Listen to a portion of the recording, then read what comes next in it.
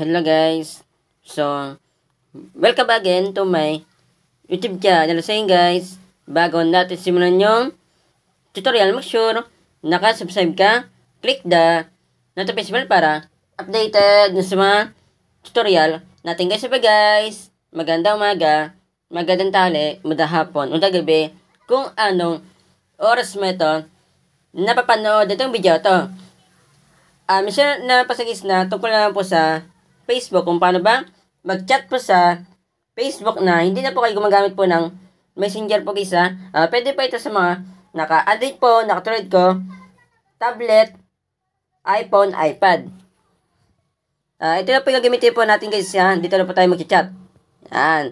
Hindi na po natin guys kailangan po ng Messenger na official po bago po tayo pumunta po sa Facebook bago po sa inyo tour po yan kung wala pa po kayo guys na Facebook na official po punta po tayo sa Play Store kung ikaw naka-add po, nakatulad ko or tablet, punta po tayo dito. Sundan po niya itong tutorial na ito.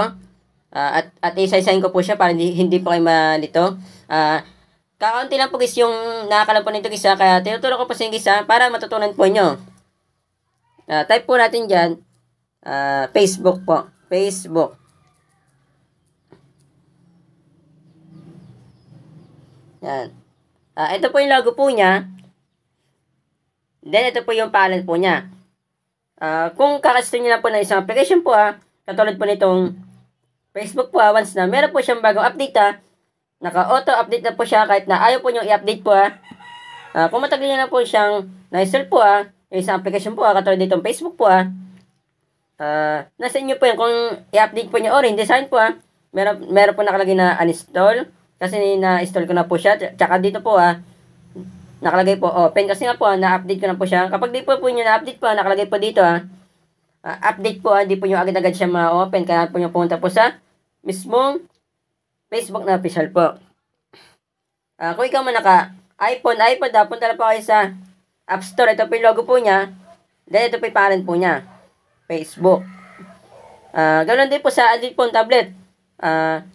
Kung kakasto nyo lang po na isang application po kahit na ayaw po nyo i-update once na meron po siya update po katulad ditong Facebook kung kakasto nyo lang po kung ayaw po nyo i-update naka-auto-update po siya kasi kakasto nyo lang po kung matagal nyo lang pong na-install yung isang application katulad po ditong Facebook po nasa inyo po yan kung i-update po nyo or hindi. Same lang din po siya sa Android phone tsaka sa tablet po nasa inyo po yan kung i-update po nyo. Ito naman guys na-install ko na po siya kaya meron po nakalagay na uninstall. Dito naman po na-update ko na po siya kaya po nakalagay open. Bago tayo pumunta sa Facebook buburahin po natin yung Messenger. Ito po, Messenger na official. Buburahin na po natin siya.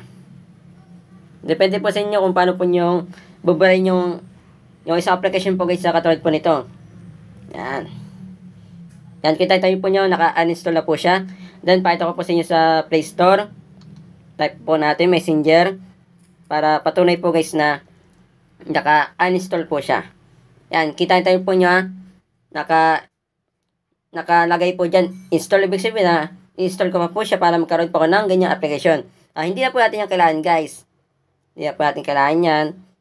Punta na tayo dito sa Facebook na official. Depende po sa inyo kung anong gamit po nyo na account po sa akin po ang gamit ko po yung first account ko po sa Facebook. Ito po yung madalas na ginagamit ko po Ito po yung logo po niya. Kasi yung mga ibang account ko po same pangalan din po sila. Baka malito po kayo. Ito po yung pangalan ko, Ash Ladrido Auya. Ito po yung cover photo po niya. Then ito po yung profile ko po. Para hindi po kayo malito.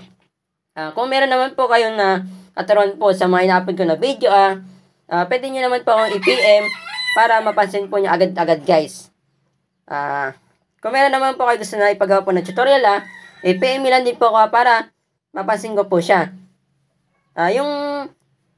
Yung i-request po nyo guys na video tutorial po depende po sa akin. Tichirin ko muna po siya kung pwede po siyang i-upload po sa YouTube kapag bali po siyang i-upload sa YouTube po ipipin ko lang po sa inyo kung paano po gagawin po nyo para po hindi masira yung YouTube channel po natin guys. Para mas madali guys na mapasin ko pa po lalo yan i-add nyo guys. Kapag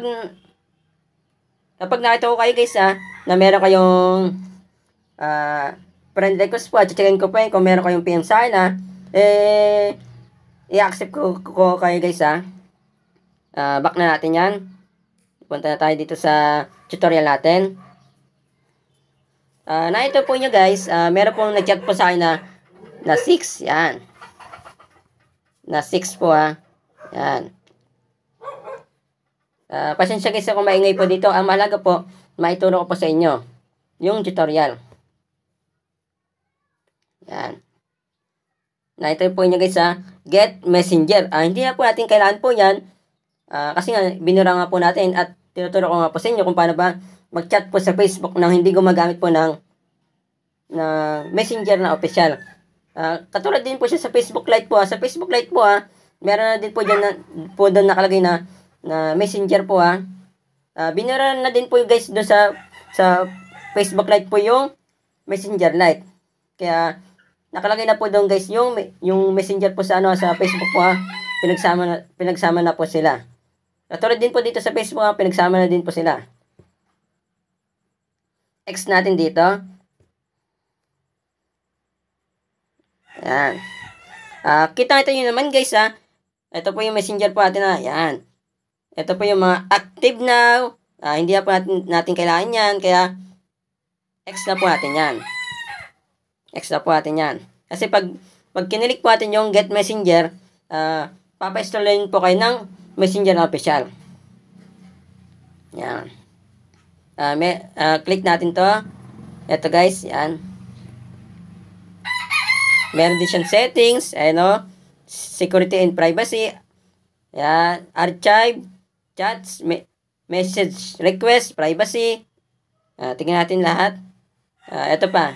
Ito yung square na may parang lapis, guys. Yan, choose friends, yung gusto nyo i-chat dyan, guys. Yan. Ayan po yung nakachat nyo, guys. Hanap tayo guys. Hanap po tayo guys ng i-chat natin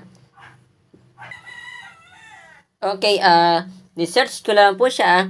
Ito po yung example po natin. Itong second Facebook account ko po. Click natin yan. Itong profile yan. Meron din po siya guys na pang-visit po, profile. Tsaka pwede nyo i-mute. Messenger, ito po yung customization. Yung nickname po niya, nicknames, privacy and support, read receipt, block, some things some things wrong. Pasensya guys kung nagkakamali po ako Hindi naman po kasi ako guys na perfecto na tao. Kundi ang Diyos lang natin guys. Balik na tayo sa tinuturo ko. Back na natin. Dito guys ang problema lang po dito sa Messenger po hindi po kayo makakatawag tsaka makakapag-video call. Yan, try natin. Ayaw po niya guys, pinipindot-pindot ko na po siya. Nakita nyo naman guys kung nakita po niyo, pinipindot-pindot ko po yan. Yan, dalawa na yan. Ayaw po. Kaya sinishare ko po sa inyo guys meron pa rin po kasi mga tao na nagtitipid po na ayaw po nilang ma-full storage po yung iPhone, yung tablet po nila, tsaka yung iPhone, iPad po nila guys. Kahit na mataas po yung specs po ng phone po nila guys Kaya sinishare ko po itong video na ito. Kasi yung iba, marami po kasi ako nakita guys na nagtitipid po kahit mataas po yung storage po nila. Ayaw pa po nila na mag-install po ng ibang application po kasi meron pa po sila guys na i-install po na importante pa po. Kaya hindi po nila guys na i-install po yung ibang application na hindi naman gaanong kailangan. Kasi yung Messenger guys, yung Messenger na official po once na nag-install po kayo nasa 1 gig na po siya guys Yun lang guys yung pagkakalam ko, nasa 1 gig na po. Di mataas-taas na din po yung guys. Kaya sinishare ko po itong video na ito. Yung iba naman, full storage na po. Kaya po sila nag-install po ng Messenger po na official para makapag-chat po. Kasi yung iba, hindi po naman alam guys yung Facebook Lite yun lang guys, sinishare ko po sa inyo pakishare po ito mismo video sa mga kakala nyo guys na nakikita nyo guys na na kakilala nyo na nagtitipid po sa storage, ayaw po mag-install po ng ibang application, or lalo na guys sa mga kakilala nyo guys na full storage na po, para po mabawasan po guys yung storage po nila. Kapag sinare nyo ito mismong video, dadami itong views, mas madami tayong natulong na tao. Yun lang po, masyad po. God bless po. Ingat po kayo.